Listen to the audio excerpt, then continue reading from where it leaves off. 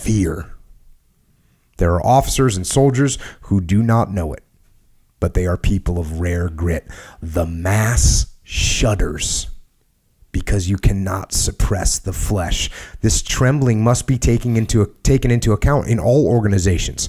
Discipline, arrangements, movements, maneuvers, mode of action. All these are affected by the human weakness of the soldier, which causes him to magnify the strength of the enemy.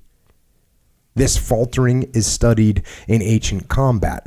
It is seen that of nations apt in war, the strongest have been those who not only best have understood the general conduct of war, but who have taken human weakness into greatest account and then taken the best guarantees against it. Powerful. Now, what's really interesting is when you start, when you think about some of these true combat stories, this guy's around in the 1860s, right? Some of the stories that we've talked about on this podcast, what makes them so phenomenal is that you can see U.S. Army soldiers, U.S. Marines just completely defying what he's saying here and say, no, it's a bit bigger, stronger force. Cool. We're game. We're surrounded by Chinese army at the Chosin Reservoir. Okay, cool. We're going to fight them. Are we going to run away? No. We're gonna go, and we're gonna stand. So that makes these modern warfare situations even more impressive, because you realize that the general, as he says, the mass shudders. The mass shudders. So most people, they shudder with fear, and it breaks them down. And even for me, and I've talked about this,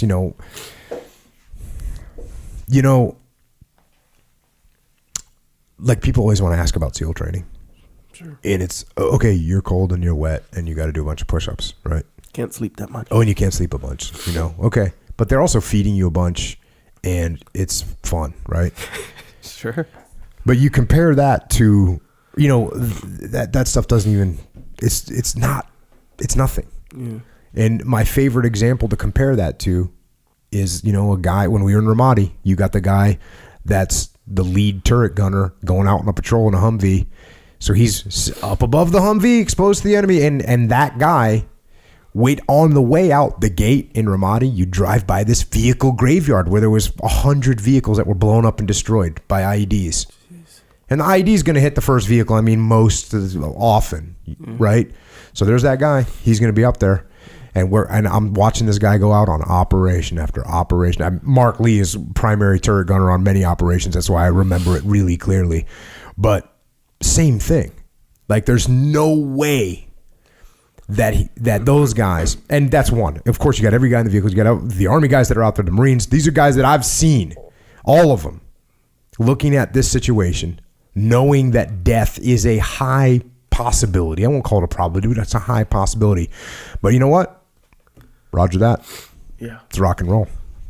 When you say how BUD/S training is easy, do you think, obviously that had some effect, but how you go through BUD/S training and that's kind of the thing, like, dang, I got through BUD/S training, that, I'm tough kind of thing. Mm-hmm. And then after you go to combat, do you look back on BUD/S training and that's what's making it seem like it's easy?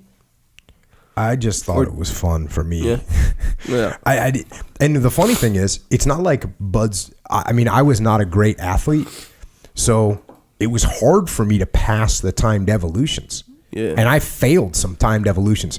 And they have a special way of making people fail things. At the time we would do 4-mile timed runs that were 5-mile timed runs, but we didn't know that. We just had to run as hard as we could. And, we had swims that there's a strong ocean current going the opposite direction. Yeah. Everyone in the class would fail. Like I failed to swim like that. Everyone in the class failed except for two swim pairs. The swimmers. Yeah, the two guys that swam in college or whatever. Yeah.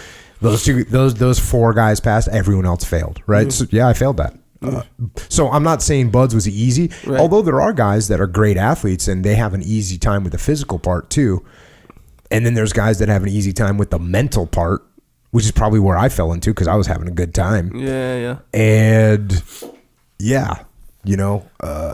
but I think once I think once you get to combat, because there's times where guys that obviously are SEALs and made it through buds, they don't want to be in combat. Yeah. That happens.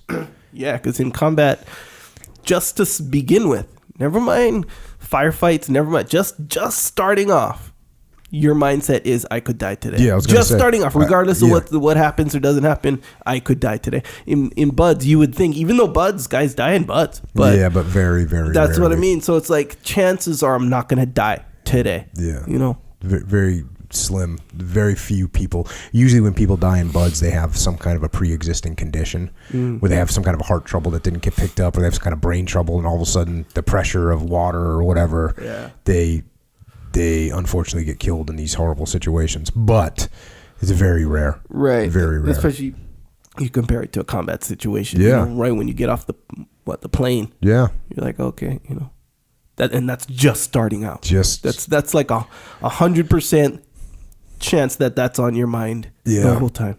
It's a factor, you know what I mean? It is definitely a factor. So yeah, I would imagine thinking back, oh yeah, but it's not that hard. Yeah, I remember thinking about this, the guys that came and relieved us in Ramadi, so like the next task unit that came over, who were a bunch of great guys, and it'd been a long time since SEALs had been in sustained urban combat like that and suffered pretty significant casualties like we did in TU Bruiser. And those guys, I was good friends with a number of the guys in there, and so were Leif and the other, all the guys. We had friends that were back in that task unit that was coming to relieve us. And it's taking what you're saying and multiplying it times a lot. Because when we went to Ramadi, we weren't really sure, oh yeah, there's a lot of bad guys there and we'll get after it. But it's different when you get there and then you start going on operations and you realize, yeah, this is going to be a long deployment. And the chances of us making it through this deployment without suffering any casualties is actually zero. It's zero. Like, this is not going to happen. And when those guys came over, again, a bunch of great dudes, I talked to them when we got home, and then they got home. And one of the guys is a good friend of mine, and he came and worked with me in the training department. And we would have we had that conversation a couple times where, Mikey Mansour got killed, September 29th.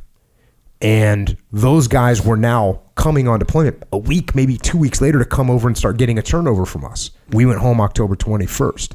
So, when I talked to my buddy that was the senior enlisted guy, I said, man, what was that like? And he goes, we were training so hard. There was they were just 1,000% training, because we'd send them back, hey, make sure you're in good shape, make sure you can run, make sure you can do buddy carries, make sure so they're running on the beach doing buddy carries all the time. They were training so hard because they're thinking to themselves, this is it. This is going to be a different kind of deployment.